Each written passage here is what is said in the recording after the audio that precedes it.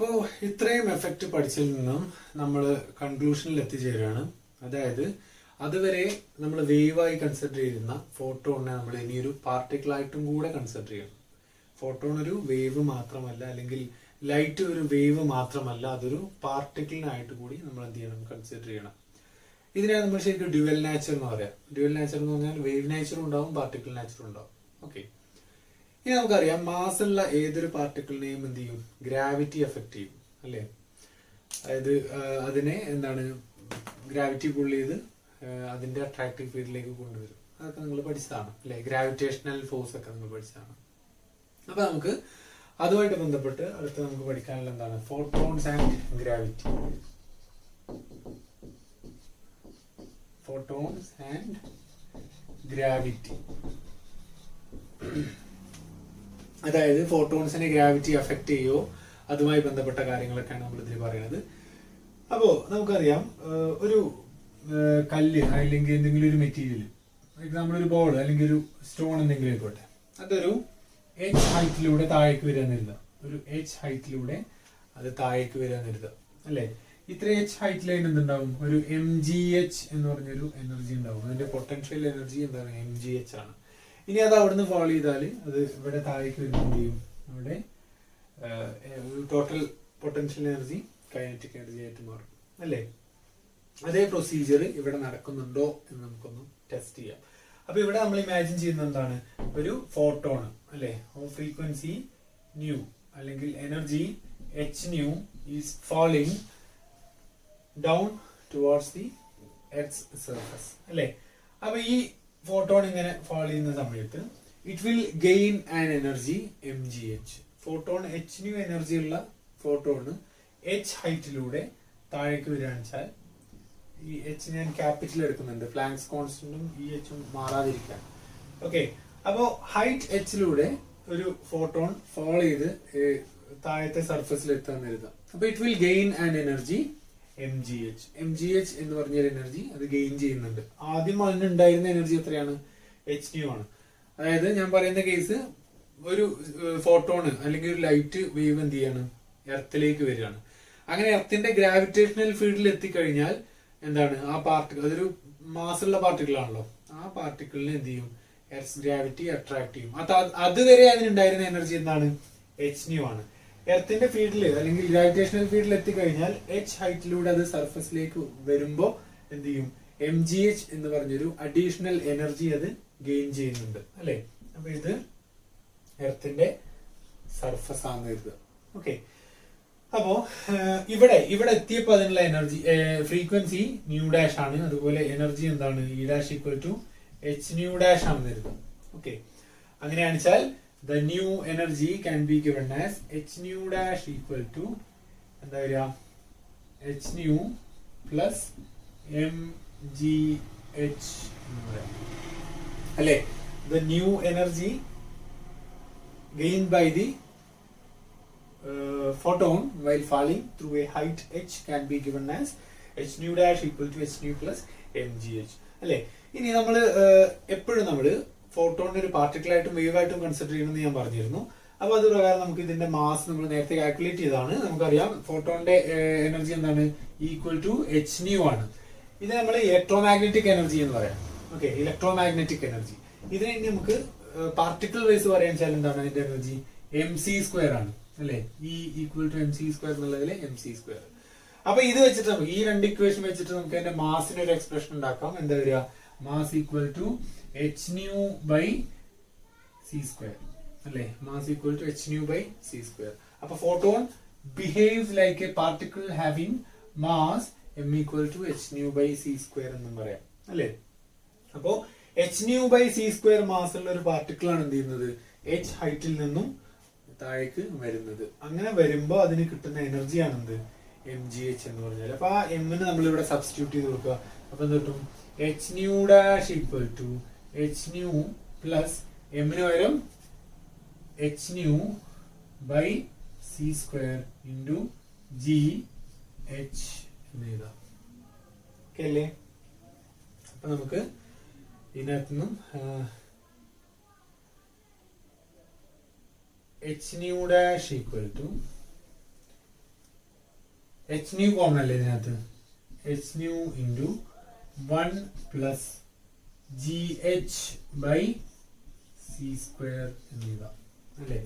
ഇതാണ് expression for photons and gravity ആയിട്ട് relate ചെയ്ത പ്രോബ്ലം നമ്മൾ ചെയ്യുമ്പോൾ ഉപയോഗിക്കുന്ന എക്സ്പ്രഷൻ. ഇനി ഇതിനകത്ത് എച്ച് വേണമെങ്കിൽ നമുക്ക് കട്ട് ചെയ്ത് കളയാം. എച്ച് വെച്ച് ഇവിടെ കോമൺ അല്ലേ.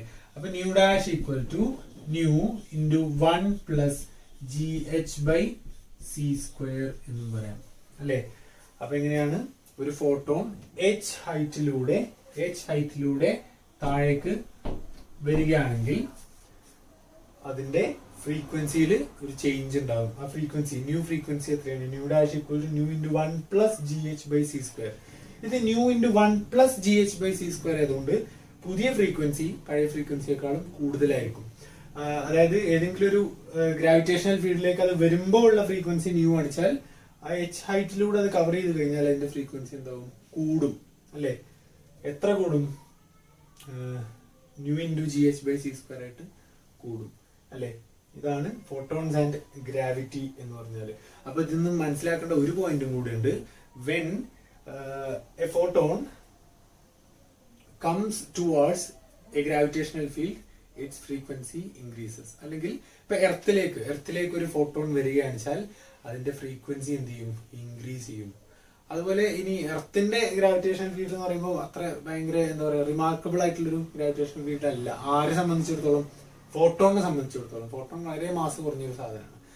പക്ഷേ സ്റ്റാർസിനെയൊക്കെ കമ്പയർ ചെയ്യുമ്പോൾ ഇപ്പൊ ഒരു സ്റ്റാറിലേക്ക് ഒരു ഫോട്ടോൺ പോകാൻ കരുതുക, അല്ലെങ്കിൽ വളരെ മാസീവ് ആയിട്ടുള്ളൊരു ബോഡിയിലേക്ക് ഫോട്ടോൺ പോകാൻ കരുതുക. അങ്ങനെയാണെന്ന് വെച്ചാൽ അതിന്റെ ഇനീഷ്യൽ ഫ്രീക്വൻസി എന്ത് ചെയ്യും? കൂടി സർഫസിലെത്തുമ്പോൾ അത് നന്നായിട്ട് കൂടും. അതാണ് ഇത്. ഓക്കെ, അപ്പൊ ഇതാണ് പുതിയ ഫ്രീക്വൻസി. അപ്പൊ നമ്മൾ പറഞ്ഞ കാര്യം ഒന്നുകൂടെ പറയാം. ഫോട്ടോൺ നമ്മളൊരു പാർട്ടിക്കിൾ ആയിട്ട് കൺസിഡർ ചെയ്യാം. അങ്ങനെ ഒരു പാർട്ടിക്കിൾ ആണെന്ന് വെച്ചാൽ അതിന്റെ മാസ് എത്രയാവും? H nu by C square. H nu by C square mass ഉള്ള ഒരു പാർട്ടിക്കിളിനെ തീർച്ചയായിട്ടും എന്ത് ചെയ്യണം? ഗ്രാവിറ്റി എഫക്ട് ചെയ്യണം അല്ലെ. ഗ്രാവിറ്റി എഫക്ട് ചെയ്താൽ അത് എച്ച് ഹൈറ്റിലൂടെ സർഫസിലേക്ക് ഏതെങ്കിലും ഒരു എർത്താവണമെന്നില്ല, ഏതെങ്കിലും ഒരു പ്ലാനറ്റോ അല്ലെങ്കിൽ സ്റ്റാറോ അതിന്റെ സർഫസിലേക്ക് വരുമ്പോൾ എച്ച് ഹൈറ്റിലൂടെ അത് ട്രാവൽ ചെയ്ത് വരുമ്പോൾ അതിന്റെ ഫ്രീക്വൻസി അല്ലെങ്കിൽ എനർജി ഇൻക്രീസ് ചെയ്യും അല്ലെ. അപ്പൊ ആ ഇൻക്രീസ് ഇൻ എനർജിക്കുള്ള എക്സ്പ്രഷൻ ആണ് നമ്മൾ കാൽക്കുലേറ്റ് ചെയ്തത്. New energy H nu dash equal to ആദ്യം ഉണ്ടായിരുന്ന energy plus gained energy M G H അല്ലെ. Gained energy while passing through a distance H അല്ലെ. ഇനി ആ എമ്മിന് പകരം നമ്മൾ H nu by C square substitute ചെയ്ത് നമുക്ക് ഇങ്ങനെ കാൽക്കുലേറ്റ് ചെയ്യാം. അപ്പൊ the new frequency will be this much. Okay, ഇനി ഇതുമായിട്ട് അസോസിയേറ്റ് ചെയ്തൊരു പ്രോബ്ലം ഞാൻ തരാം. അത് നിങ്ങൾ ചെയ്തിട്ട് സബ്മിറ്റ് ചെയ്യണം. ഓക്കെ,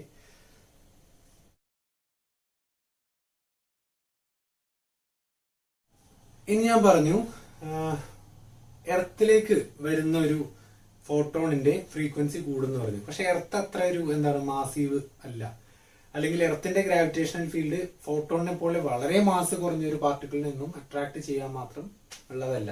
എന്നാൽ സ്റ്റാറിന്റെ കേസിൽ അങ്ങനെയല്ല. ഓക്കെ, സ്റ്റാർസ് ആണിച്ചാൽ ഇത് ശരിക്ക് എന്താ പറയാ റിഫ്ലക്ട് ചെയ്ത് നമുക്ക് അറിയാൻ പറ്റും.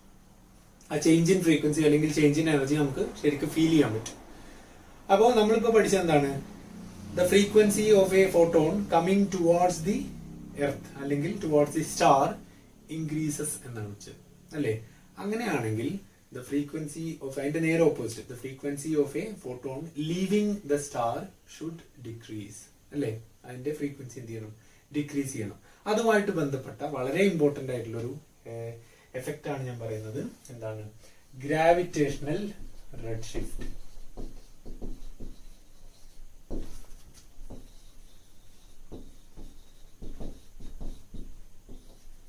ഗ്രാവിറ്റേഷണൽ റെഡ് ഷിഫ്റ്റ് നമ്മൾ നേരത്തെ പറഞ്ഞെന്താണ്? നമ്മള് ഒരു സ്റ്റാർ ഉണ്ടെന്നില്ല, അതിൽ നിന്നും ഒരു ഫോട്ടോൺ, അതിലേക്ക് ഒരു ഫോട്ടോൺ വരികയാണെച്ചാൽ അതിന്റെ ഫ്രീക്വൻസി ഇൻക്രീസ് ചെയ്യുന്നുണ്ട്. അങ്ങനെയാണെച്ചാൽ ഇവിടെ നിന്ന് ഒരു ഫോട്ടോൺ പുറത്തേക്ക് പോകാൻ എന്ത് ചെയ്യണം? അതിന്റെ ഫ്രീക്വൻസി ഡിക്രീസ് ചെയ്യണം. ഓക്കെ, ഇനി ഒരു സ്റ്റാർ ഉണ്ടെന്ന് കരുതുക, അതിന്റെ മാസ് ക്യാപിറ്റൽ എം ആണെന്ന് കരുതുക. ഓക്കെ, സ്റ്റാർ ഉണ്ട്, ഇതിന്റെ മാസ് ക്യാപിറ്റൽ എം ആണ്.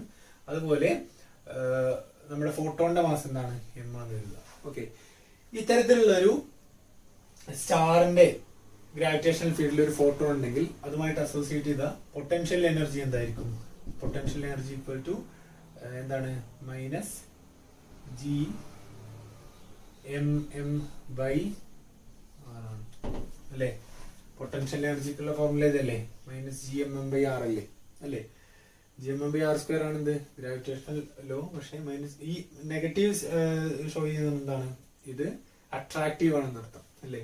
ആ ഫോട്ടോണിനെ ഈ പൊട്ടൻഷ്യൽ ഫീൽഡില് ഈ സ്റ്റാർ എന്ത് ചെയ്തിട്ടുണ്ട്, അട്രാക്ട് ചെയ്ത് വെച്ചിട്ടുണ്ടെന്ന് അർത്ഥം. ഓക്കെ, ഇങ്ങനെയാണ്. ഇനി ഞാൻ പറഞ്ഞു പുറത്തുനിന്ന് hν എനർജിയുള്ള സ്റ്റാർ സർഫസിലേക്ക് വരികയാണെന്ന് വെച്ചാൽ അതിന്റെ എനർജി കൂടും. അങ്ങനെയാണെങ്കിൽ സർഫസിൽ നിന്നും പുറത്തേക്ക് പോകുന്ന ഫോട്ടോണിന്റെ എനർജി എന്ത് ചെയ്യണം, കുറയണം അല്ലേ? ഇനി ഒരു ഫോട്ടോൺ അതുപോലെ പോവാന്ന് കരുതാം.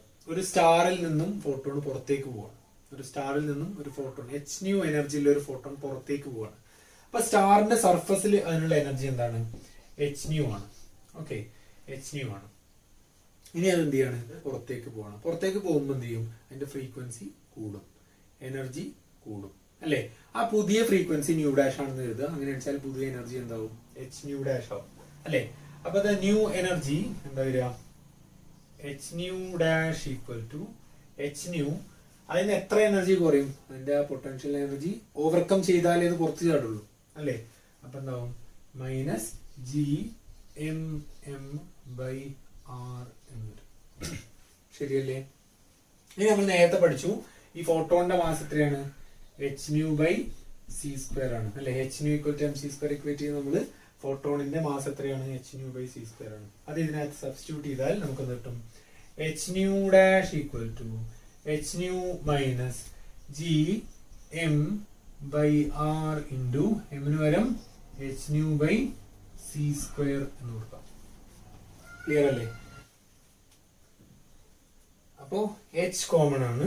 അപ്പോ nu dash equal to nu minus GM/r/c² എന്ന് വരും. ഇനി ഇതിനകത്ത് ഇവിടെ ന്യൂ കോമൺ അല്ലേ, അപ്പൊ അതെടുത്താൽ എന്ത് വരും, nu dash equal to nu into 1 minus GM/r/c² എന്ന് വരും. കറക്റ്റ് അല്ലേ? അല്ലെങ്കിൽ nu dash by nu equal to 1 minus GM/r/c² എന്ന് വരും. ഇനി നമുക്ക് റിലേറ്റീവ് ചേഞ്ച് ഇൻ ഫ്രീക്വൻസി കാണാം. അപ്പൊ നമുക്ക് ഈ GM/r/c² ഇപ്പുറത്തേക്ക് എടുക്കാം, ഇതിനെ അങ്ങോട്ട് എടുക്കാം. അപ്പം GM/r/c² ഈക്വൽ ടു എന്താ വരിക, ഇതിനെ ഇങ്ങോട്ട് എടുത്തു, അപ്പൊ ഇത് പോസിറ്റീവ് ആയി. ഇനി ഇതിനെ അങ്ങോട്ടേക്ക് എടുക്കാം. അപ്പൊ 1 minus nu dash by nu എന്ന് വരും. അങ്ങനെയല്ല, sorry, 1 minus nu dash by nu എന്ന് വരും അല്ലേ? അപ്പൊ GM/r/c² equal to nu minus nu dash by nu എന്ന് വരും. കറക്റ്റ് അല്ലേ?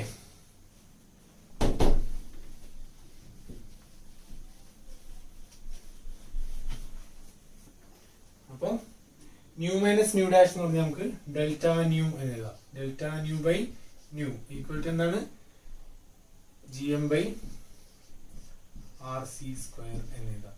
ഇതാണ് റിലേറ്റീവ് ചേഞ്ച് ഇൻ ഫ്രീക്വൻസി. ഇത് ന്യൂ മൈനസ് ന്യൂ ഡാഷ് ആണ്. ഓക്കെ, ഇത്രയും ചെയ്തു. അപ്പൊ ഇതാണ് നമുക്ക് ഡിറൈവ് ചെയ്യാനുള്ള എക്സ്പ്രഷൻ. ഇനി എന്താണ് ഗ്രാവിറ്റേഷണൽ റെഡ് ഷിഫ്റ്റ് എന്ന് നോക്കാം. നമ്മൾ പറഞ്ഞു ഒരു ഫോട്ടോണ് സർഫസിലേക്ക് വരികയാണെന്ന് വെച്ചാൽ അതിന്റെ ഫ്രീക്വൻസി കൂടുന്നു പറഞ്ഞു. ഫോട്ടോൺ സർഫസിൽ നിന്നും പോവുകയാണെന്ന് വെച്ചാൽ അതിന്റെ ഫ്രീക്വൻസി കുറയും എന്ന് നമ്മളിപ്പോ പറഞ്ഞു അല്ലെ? ആ കുറയുന്നത് കൊണ്ടാണ് ന്യൂ മൈനസ് ന്യൂ ഡാഷ് എന്ന് പറയുന്നത്. ഓക്കെ, ന്യൂ ഡാഷ് കുറവാണ് ഇവിടെ, നേരത്തെ കൂടുതലായിരുന്നു. ഓക്കെ, അപ്പൊ nu minus nu dash positive ആവാൻ വേണ്ടിയിട്ടാണ് നമ്മൾ ന്യൂ മൈനസ് ന്യൂ ഡാഷ് എടുത്തിട്ടുള്ളത്. Delta nu by nu equal to GM/r/c². അപ്പൊ നമുക്ക് റിലേറ്റീവ് ചേഞ്ച് ഇൻ ഫ്രീക്വൻസി എന്താണ്, GM/r/c² എന്ന് കിട്ടി അല്ലെ? ഇവിടെ ശ്രദ്ധിക്കേണ്ട കാര്യം, ഇവിടെ ന്യൂ ആണ് വലുത്. സർഫസിൽ ഉണ്ടായിരുന്ന ഫ്രീക്വൻസി കൂടുതലായിരുന്നു, പുറത്തേക്ക് പോകുമ്പോൾ കുറയും. ന്യൂ ഡാഷ് കുറവാണ്. ഓക്കെ, നേരത്തെ കേസിൽ തിരിച്ചായിരുന്നു. രണ്ടും ഒന്ന് തന്നെയാണ്. ഇനി രണ്ടും ഒന്ന് തന്നെയാണെന്ന് പറഞ്ഞാൽ പുറത്തേക്ക് പോകുമ്പോൾ ഫ്രീക്വൻസി കുറയും, ഇങ്ങോട്ട് വരുമ്പോൾ ഫ്രീക്വൻസി കൂടും. ഓക്കെ, ഇനി എന്താണ് ഗ്രാവിറ്റേഷണൽ റെഡ് ഷിഫ്റ്റ് എന്ന് പറയാം. ഞാൻ പറഞ്ഞു ഒരു സർഫസിൽ നിന്നും ഈ ഫോട്ടോൺ പുറത്തേക്ക് പോകുമ്പോൾ അതിന്റെ എനർജി കുറയും അല്ലെങ്കിൽ ഫ്രീക്വൻസി കുറയും എന്ന് പറഞ്ഞു. ഫ്രീക്വൻസി കുറയുക എന്ന് പറഞ്ഞാൽ വേവ് ലെങ്ത് കൂടുക എന്നാണ്, അല്ലെ? അങ്ങനെ പുറത്തേക്ക് പോയ മാസീവ് സ്റ്റാറിന് പുറത്തേക്ക് പോകുന്ന ഒരു ഫോട്ടോണിന്റെ ഫ്രീക്വൻസി കുറയും, വേവ് ലെങ്ത് കൂടും. അപ്പൊ നമ്മൾ ഇമാജിൻ ചെയ്യുക, ഒരു സ്റ്റാർ ഉണ്ട് ദൂരെ. ഓക്കെ, ആ സ്റ്റാറിന്റെ സർഫസിൽ നിന്നും ഒരു ഫോട്ടോൺ പുറത്തേക്ക് വരാൻ കരുതുക. സ്റ്റാറിന്റെ സർഫസിൽ നിന്നും അത് പുറത്തേക്ക് പോരാൻ നേരത്തെ അതിന്റെ ഫ്രീക്വൻസി എന്താണ്? ന്യൂ ആണ്. അത് പുറത്തേക്ക് വരുമ്പോൾ അതിന്റെ ഫ്രീക്വൻസി എന്ത് ചെയ്യുന്നുണ്ട്? കുറയുന്നുണ്ട്. വേവ് ലെങ്ത് എന്ത് ചെയ്യുന്നുണ്ട്? കൂടുന്നുണ്ട്, അല്ലെ? വേവ് ലെങ്ത് കൂടുന്നുണ്ട്, അല്ലെ? നമുക്കറിയാം വിസിബിൾ സ്പെക്ട്രത്തിന്റെ വേവ് ലെങ്ത് റേഞ്ച് എന്താണ്? 400 നാനോമീറ്റർ ടു 700 നാനോമീറ്റർ ആണ്, അല്ലെ? 400 ടു 700 നാനോമീറ്റർ ആണ് വിസിബിൾ സ്പെക്ട്രത്തിന്റെ, അല്ലെ? ഇത് വിബ്ജിയോർ ആണ്, അല്ലെ? വയലറ്റ് ഇവിടെ 400 റെഡ് അവിടെ 700 അപ്പോ ആ സ്റ്റാർ അതിന്റെ സർഫസ് നിന്ന് പോന്നപ്പോഴുള്ള ഫ്രീക്വൻസി അല്ലെങ്കിൽ വേവ് ലെങ്ത് അല്ല ഇവിടെ പുറത്തേക്ക് വരുമ്പോ. അത് സർഫസിൽ ഉണ്ടായിരുന്നപ്പോഴുള്ള വേവ് ലെങ്ത് എന്ത് ചെയ്യുന്നുണ്ട്? കൂടുന്നുണ്ട്, അല്ലെ? അപ്പോ ഒരു സ്റ്റാറിന്ന് ഫോട്ടോൺ വന്ന് നമുക്ക് ഇവിടെ കാണുമ്പോഴത്തേനെ വേവ് ലെങ്ത് കൂടിയിട്ടുണ്ടാവും. വേവ് ലെങ്ത് കൂടുക എന്ന് പറഞ്ഞാൽ it is shifting towards the red end of the spectrum. ഇതിനെയാണ് നമ്മൾ ഗ്രാവിറ്റേഷണൽ റെഡ് ഷിഫ്റ്റ് എന്ന് പറയാം. അപ്പൊ ഫോട്ടോൺസ് അവിടുന്ന് വരുമ്പോൾ അതിന്റെ വേവ് ലെങ്ത് കുറവാണെങ്കിലും പുറത്തേക്ക് വരുമ്പോഴത്തേനും എന്ത് ചെയ്യും? വേവ് ലെങ്ത് കൂടും, അല്ലെ? വേവ് ലെങ്ത് കൂടുക എന്ന് പറഞ്ഞാൽ നമുക്കത് റെഡ് കളറായിട്ട് തോന്നും, അല്ലെ? അതിനെയാണ് നമ്മൾ ഗ്രാവിറ്റേഷണൽ റെഡ് ഷിഫ്റ്റ് എന്ന് പറയാം. ഇനി ഇതിനകത്ത് വളരെ ഇമ്പോർട്ടന്റ് ആയിട്ടുള്ള ഒരു കാര്യം പറയാനുണ്ട്. നോക്കാം, നമുക്കിപ്പോ റിലേറ്റീവ് ചേഞ്ച് ഇൻ ഫ്രീക്വൻസി കിട്ടിയ എത്രയാണ്?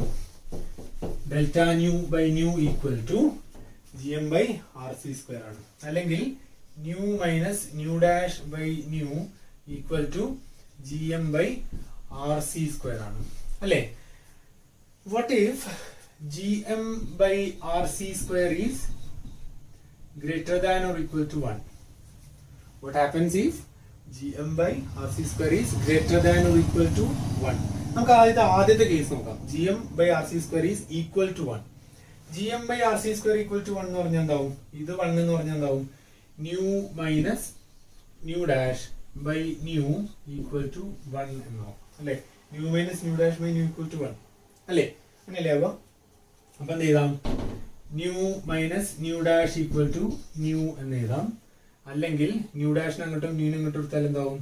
ന്യൂ ഡാഷ് ഈക്വൽ ടു 0 എന്നാവും, അല്ലെ? ന്യൂ കട്ട് ചെയ്ത് പോയിട്ട് ബാക്കി ന്യൂ ഡാഷ് ഈക്വൽ ടു 0 എന്നാവും, അല്ലെ? എന്ന് പറഞ്ഞാൽ എന്താ അർത്ഥം? ആ ഫോട്ടോണിന്റെ ഫ്രീക്വൻസി 0 ആണ്. ന്യൂ ഡാഷ് എവിടത്താണ്? പുറത്തേക്ക് പോയിട്ടുള്ളത്, സർഫസിലാണ് ന്യൂ, അല്ലെ? പുറത്തേക്ക് പോകുമ്പോഴുള്ള എന്താണ് ന്യൂ ഡാഷ്, അല്ലെ? അത് എത്രയാണ്? 0 ആണ്. ഫ്രീക്വൻസി 0 എന്ന് പറഞ്ഞാൽ അതിന്റെ എനർജി എത്രയാവും? 0 ആവും, കാരണം എനർജി h അല്ലേ? എന്ന് പറഞ്ഞാൽ ഈ gm by R C square എന്ന് പറഞ്ഞ വാല്യൂ 1 ആയി കഴിഞ്ഞാൽ ആ ഫോട്ടോണിന്റെ എനർജി 0 ആവും. എനർജി 0 ആയ ഒരു പാർട്ടിക്കിളിന് അവിടുന്ന് എസ്കേപ്പ് ചെയ്യാൻ കഴിയില്ല, അല്ലെ? എനർജി 0 ആയ ഒരു പാർട്ടിക്കിളിന് ആ സ്റ്റാറിൽ നിന്നും എസ്കേപ്പ് ചെയ്യാൻ പറ്റില്ല, അല്ലെ? ഇനി ഇതേ സമയത്ത് നമ്മൾ ഇതിനെ കൂട്ടാൻ എഴുതുക, ഗ്രേറ്റർ ദാൻ 1 ആണ് എഴുതുക. ഗ്രേറ്റർ ദാൻ 1 എന്ന് പറഞ്ഞാൽ എന്താവും? Nu minus nu dash by nu. ഇപ്പൊ ഇതൊരു 2 ആണ് എഴുതുക. ഓക്കെ, 2 ആണിച്ചാൽ എന്താണ്? Nu minus nu dash by nu equal to 2. Greater than or equal to 1 അല്ലേ? അങ്ങനെ വെച്ചാൽ nu minus nu dash equal to 2 nu എന്ന് വരില്ലേ? അപ്പൊ എന്ത് കിട്ടും? ന്യൂ ഡാഷിന് അങ്ങോട്ടും 2 ന്യൂന് അങ്ങോട്ട് കൊടുത്താൽ എന്താവും? 2 ന്യൂ. ന്യൂ മൈനസ് 2 ന്യൂ എന്താവും? Minus nu equal to nu dash എന്നാവും, അല്ലെങ്കിൽ nu dash equal to minus nu എന്നാവും. ഇത് നെഗറ്റീവ് ആവും, അല്ലെ? നെഗറ്റീവ് ആയി കഴിഞ്ഞാൽ ന്യൂ ഡാഷ് ആണെന്ത്? പുതിയ ഫ്രീക്വൻസി ആണെന്ത്? Minus nu. നെഗറ്റീവ് ആയി കഴിഞ്ഞാൽ അതിന്റെ എനർജി എന്താവും? നെഗറ്റീവ് ആവും. എനർജി നെഗറ്റീവ് ആയി കഴിഞ്ഞാൽ അത് ട്രാപ്ഡ് ആയി നടത്തും, അല്ലെ? അപ്പൊ അത്തരത്തിൽ ഈ ഒരു കണ്ടീഷൻ വന്നു കഴിഞ്ഞാൽ gm by rc square greater than or equal to 1 എന്ന കണ്ടീഷൻ വന്നു കഴിഞ്ഞാൽ that photon cannot escape that star. ആ സ്റ്റാറിൽ നിന്നും ആ ഫോട്ടോൺ എസ്കേപ്പ് ചെയ്യാൻ പറ്റില്ല. അങ്ങനത്തെ ഒരു കേസ് നിങ്ങൾ പല ഫിലിംസിലൊക്കെ കേട്ടിട്ടുണ്ടാവും. എന്താണത്? such a star is called black hole, അല്ലെ? അതിനെയാണ് നമ്മൾ ബ്ലാക്ക് ഹോൾ എന്ന് പറയാം. അതിൽ നിന്നും ഒരു ഫോട്ടോണും എസ്കേപ്പ് ചെയ്യാൻ കഴിയില്ല. ഫോട്ടോൺ എസ്കേപ്പ് ചെയ്താലേ നമുക്ക് എന്ത് ചെയ്യാൻ പറ്റുള്ളൂ? അതിന് റിഫ്ലക്ഷനോ അല്ലെങ്കിൽ എന്തെങ്കിലും കളർ കാണാൻ പറ്റുള്ളൂ, അല്ലെ, അത് അവിടെ ട്രാപ്ഡ് ആയി കിടക്കും. ഈവൻ അത് ഹൈ ഗ്രാവിറ്റി ഉള്ളൊരു സ്റ്റാർ ആണ്, അത് എന്ത് സാധനത്തിനെയും എന്ത് ചെയ്യും, അട്രാക്ട് ചെയ്ത് അവിടെ വെക്കും അല്ലെ. അവിടെ ഒരു ഹെവി സ്റ്റാർ ആയിട്ട് അവിടെ പുറത്തേക്ക് ഒരു ഫോട്ടോണിനെ പോലും പുറത്തേക്ക് വിടാതെ നിൽക്കും. അത്തരത്തിലുള്ള പാർട്ടിക്കിളാണ് നമ്മൾ എന്ത് പറയുന്നത്, ബ്ലാക്ക് ഹോൾ എന്ന് പറയുന്നത്. ഇനി നമ്മൾ അതിൽ ജനറൽ റിലേറ്റിവിറ്റി ഒക്കെ, ഇത് നമ്മൾ സിമ്പിൾ അസംഷൻ ആണ്. ഇനി ജനറൽ റിലേറ്റിവിറ്റി ഒക്കെ കാൽക്കുലേറ്റ് ചെയ്ത് നമ്മൾ ഈ കണ്ടീഷൻ നോക്കിക്കഴിഞ്ഞാൽ ശരിക്കുള്ള എക്സാക്ട് കണ്ടീഷൻ ഇതാണ്.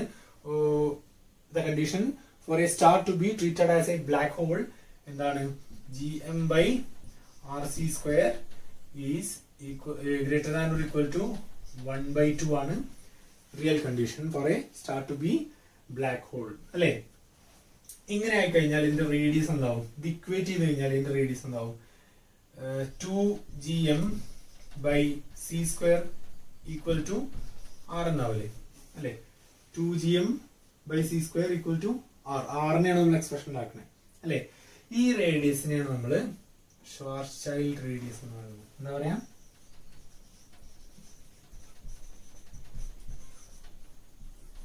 ഷ്വാർസ്ചൈൽഡ് റേഡിയസ് എന്ന് പറയും അല്ലെ.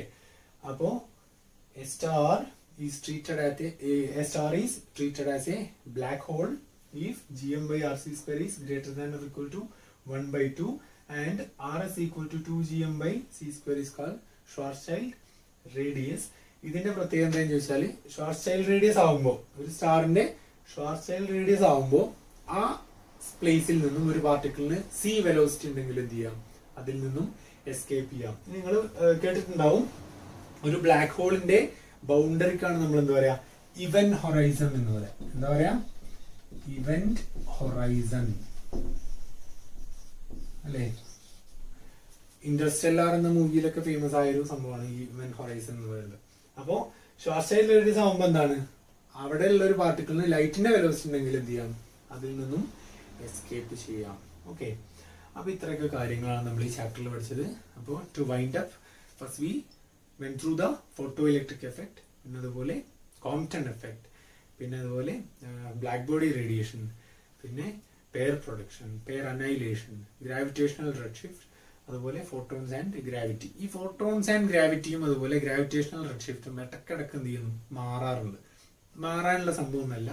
ഫോട്ടോൺസ് ആൻഡ് ഗ്രാവിറ്റി എന്ന് പറഞ്ഞാൽ, ഫോട്ടോൺസ് മാസ് ഉണ്ട്, hν/c² എന്ന് പറഞ്ഞാൽ മാസ് ഉണ്ട്. അപ്പൊ അത് ഹൈറ്റിൽ നിന്ന് താഴേക്ക് വരുമ്പോൾ mgh എന്ന് പറഞ്ഞ എനർജി ഗെയിൻ ചെയ്യുന്നു. അപ്പോഴുള്ള എക്സ്പ്രഷൻ ഡിറൈവ് ചെയ്യാം. ഓക്കെ, അതുപോലെ photons and gravitational red shift എന്ന് പറഞ്ഞാൽ എന്താണ്, ഫോട്ടോൺസ് എസ്കേപ്പ് ചെയ്യുമ്പോൾ അതിന്റെ ഫ്രീക്വൻസി കുറയുന്നു, അതുപോലെ എനർജിയും കുറയുന്നു. അത് കാരണം അത് വേവ് ലെങ്ത് കൂടുന്നു. അത് കാരണം റെഡ് എൻഡിലേക്ക് അതിന്റെ സ്പെക്ട്രം പോകുന്നു. അപ്പോൾ നമുക്ക് ദൂരെ നിന്ന് വരുന്നൊരു ഫോട്ടോൺ അല്ലെങ്കിൽ ഒരു റേ, ലൈറ്റ് റേഡിയേഷൻ സ്റ്റാർ എന്ന് വരുന്നത് റെഡ് ആയിട്ട് നമുക്ക് ഫീൽ ചെയ്യുന്നു. അതിനെയാണ് നമ്മൾ ഗ്രാവിറ്റേഷണൽ റെഡ് ഷിഫ്റ്റ് എന്ന് പറയാം. അതുമായിട്ട് അസോസിയേറ്റ് ചെയ്ത് ഒരു ഡെറിവേഷൻ നമ്മളിവിടെ പറഞ്ഞു. എന്താണ്, condition for a star to be treated as a black whole എന്ന് പറഞ്ഞു. ഷ്വാർസ്ചൈൽഡ് റേഡിയസും പറഞ്ഞു. ഇത്രയാണ് ഈ ചാപ്റ്ററിൽ നമുക്ക് കവർ ചെയ്യാനുള്ളത്. ഇനി ഇതുമായിട്ട് ബന്ധപ്പെട്ട കുറച്ചുകൂടെ പ്രോബ്ലംസ് ഞാൻ അടുത്ത ക്ലാസ് തരാം. Thank you.